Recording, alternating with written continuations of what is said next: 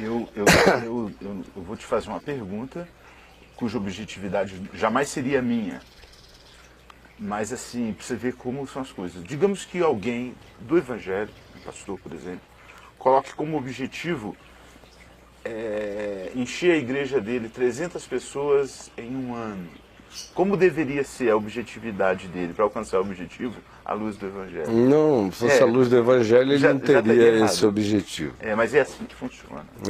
Mas porque não é a luz do Evangelho, é a luz dos evangélicos, é a luz da vaidade dele, é por causa da inveja e da comparação dele com os que estão conseguindo, é por causa da necessidade de afirmação dele, às vezes para a mulher dele, ou para a mulher que ele gosta e que gosta dele, que ninguém sabe, o modo que ele tem de dizer a ela, olha como eu sou o fodão, é essa aí.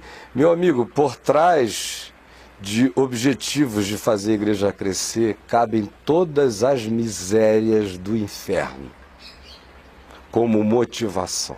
Como objetividade. Como motivação para alcançar esse objetivo. De 300 pessoas no mundo. Seja ela qual for.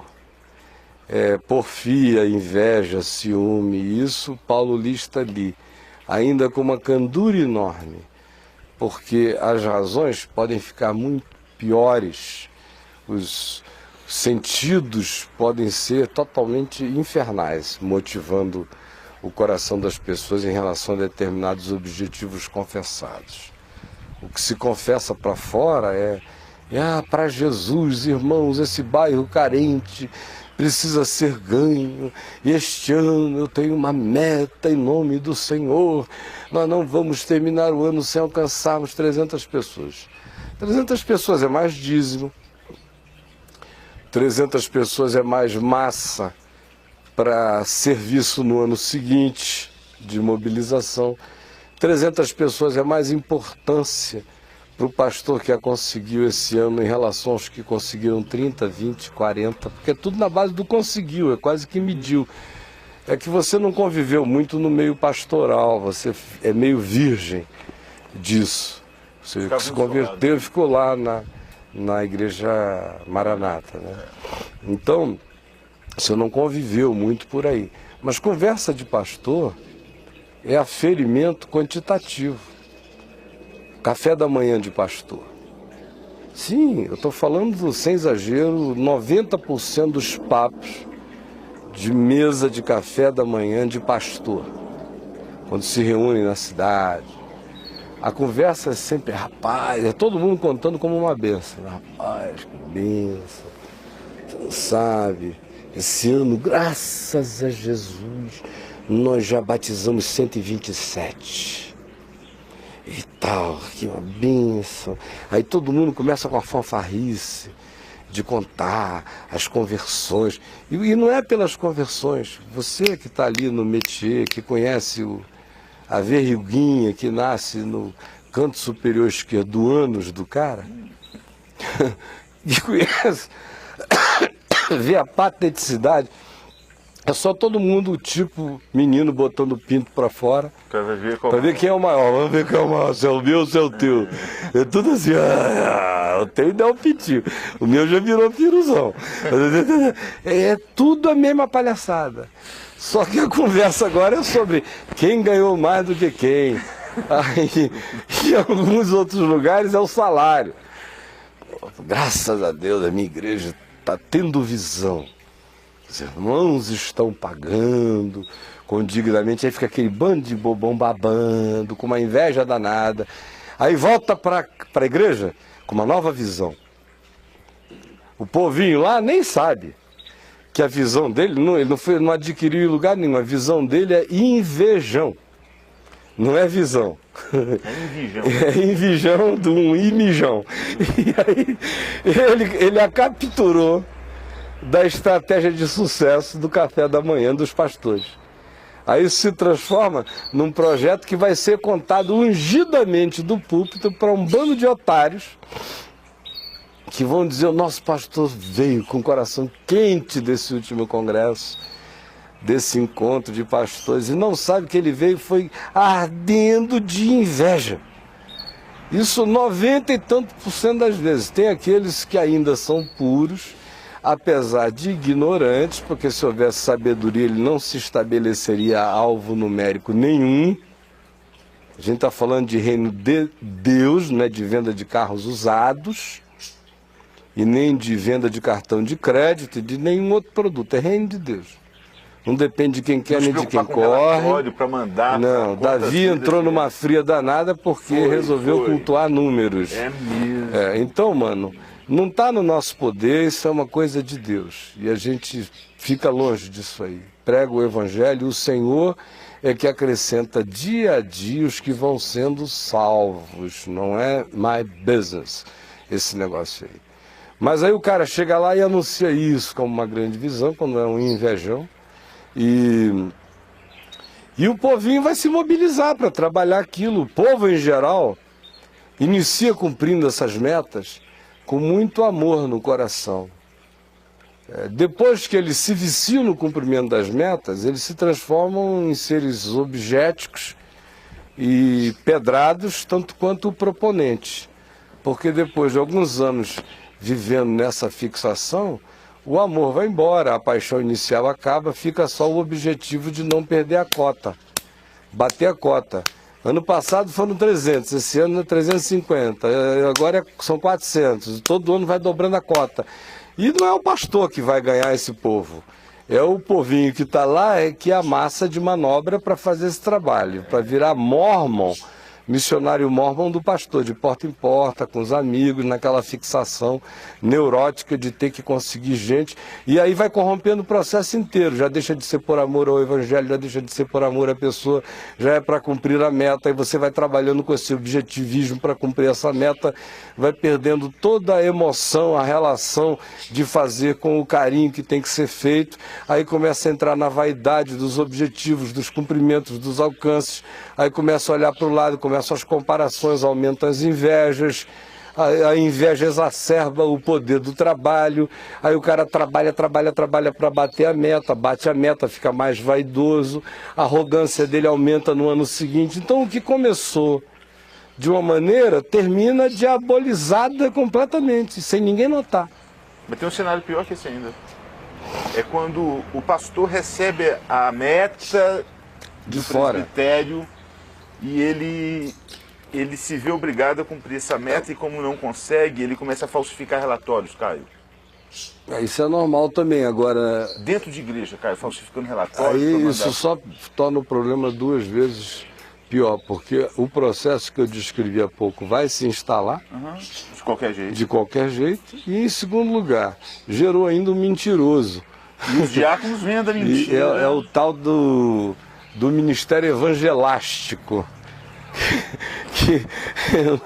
Evangelástico, não é evangelístico. Evangelástico. Que, olha só, eu viajei durante anos, o mundo inteiro. E eu comecei a viajar bem garoto, né? Encontrando aí esses evangelistas todos, Billy Graham, Luiz Palau, Alberto Montese, e eram os evangelistas assim, do mundo e da América Latina pro lado de cá. Aí depois você vai conhecendo os outros da África, da Ásia, da Coreia, os americanos, de todos os tipos e tal, evangelista. E eu não tinha encontro de evangelista mundial que eu não fosse convidado para ir. Eu não fui a todos porque eu não tinha era saco. Senão era cada hora num país e tudo, com conferência evangelística. Eu ia pregar na maior parte delas e nas que eu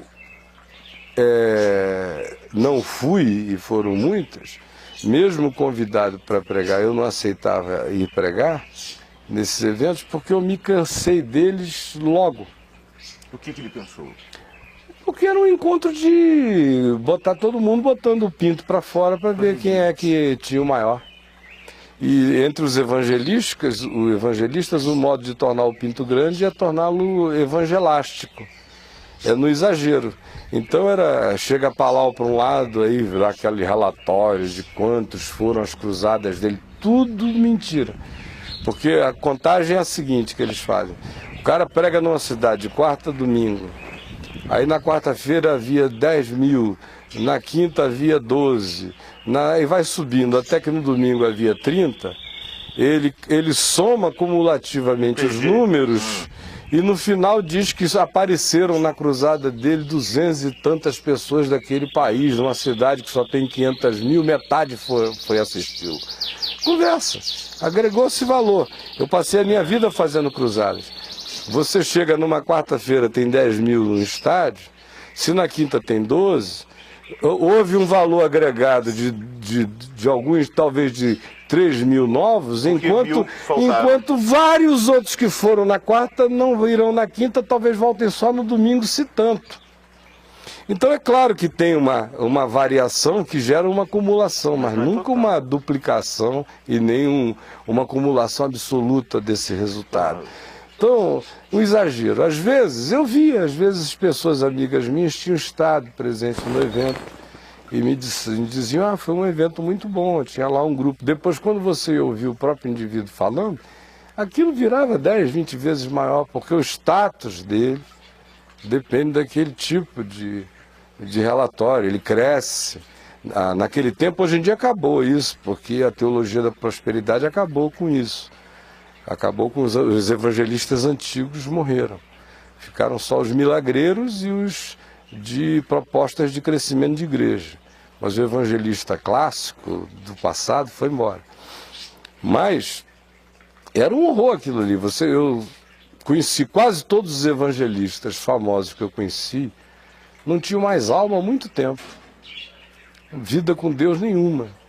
Secos, áridos, só falavam fanfarrices e ficavam contando essas coisas. E o grande objetivo deles era poder dizerem também que naquela cruzada que eles foram fazer, o governador os recebeu, ou eles tiveram a chance de ir visitar o presidente da República e fazer uma oração, ou tinha todo esse rito das grandezas, porque o paradigma disso era o Billy Graham. E como o Billy Graham fazia questão de ir em todos os lugares e visitar os governadores, os presidentes, o Billy Graham se sentiu muito como uma espécie de embaixador oficial do reino de Deus no mundo, né? Esse surto ele teve durante muitos anos e o pessoal alimentou em volta. No Brasil, o maior surtado desse tipo de coisa que eu conheci foi o pastor Nilson do Amaral Fanini, que faleceu há 3 dias atrás. Ele partiu para o Senhor. Mas o Fanini, no auge da juventude dele como homem adulto, ainda forte, pelo amor de Deus, era um sebo de insuportabilidade. Essa coisa chegava a ser nojenta. Estrelismo e tal. Estrelismo do tipo mais babaca que você puder pensar. Um dia a esposa dele, Dona Elga, que sabia do quanto que ele me detestava por nada. Ele me detestou por nada desde o dia em que me conheceu com 19 anos de idade em Manaus. E sabia disso? Um dia ela me procurou, ela falou, olha, eu sei tudo o que acontece aqui no coração do meu marido, mas não leve em consideração não. Você é um rapaz, eu era bem novinho, muito especial e releva porque as vaidades e as invejas humanas são assim mesmo. A própria esposa. Ela lembra disso. Mas por quê? Porque eu era considerado um evangelista, porque ele me conheceu em Manaus com 19 anos já na televisão pregando. 3 meses antes do programa dele entrar no ar, eu já estava pregando lá, e ele era um senhor, eu era um garoto. A cidade toda estava me assistindo, ele quis botar o programa dele na televisão, disseram que a melhor pessoa para ajudá-lo a colocar o programa no ar era eu. E eu era um garoto de 19 anos. Acabou que fui eu que fui lá falar com o Dr. Felipe Dal, pedi para colocar o programa dele no ar, e o Dr. Felipe colocou de graça, no mesmo lugar onde eu tinha o meu programa. E eu estava crente que estava fazendo um grande favor a ele, porque isso me foi solicitado por ele e por um auxiliar que ele tinha chamado Joaquim. E, bom, quando eu consegui, ficou pior ainda. Eu encontrei com ele logo a seguir, no dia seguinte. Falei, olha, pode mandar o seu programa que já está tudo resolvido lá com o Dr. Felipe Dal, sem custo. E ele vinha tentando aquilo e não conseguia, o garoto foi lá, falou e conseguiu, e meu Deus, ficou ruim, foi para mim. Dali em diante, meu amigo, foi um... E aí aqueles encontros de evangelistas, de não sei o que, era cada um querendo se mostrar e botar o seu para fora. De modo que eu me cansei e larguei essa coisa de fora porque não tinha objetividade. Era o culto ao objetivismo numérico, quantitativo e tudo, mas o reino já tinha morrido. Porque o meio tinha se tornado o sentido em si, tinha se tornado a finalidade. O meio se tornou. Se tornou a finalidade. Aí morreu tudo sem o amor da pulsão, que deve ser a grande mídia, qualquer que seja o veículo operacional, ele precisa ser operacionado pela pulsão do amor. Se não for assim, meu irmão, qualquer coisa se corrompe no processo, qualquer objetividade vira objetivismo. Sem amor, qualquer que seja o melhor objetivo vai se corromper e vai corromper aquele que o busca.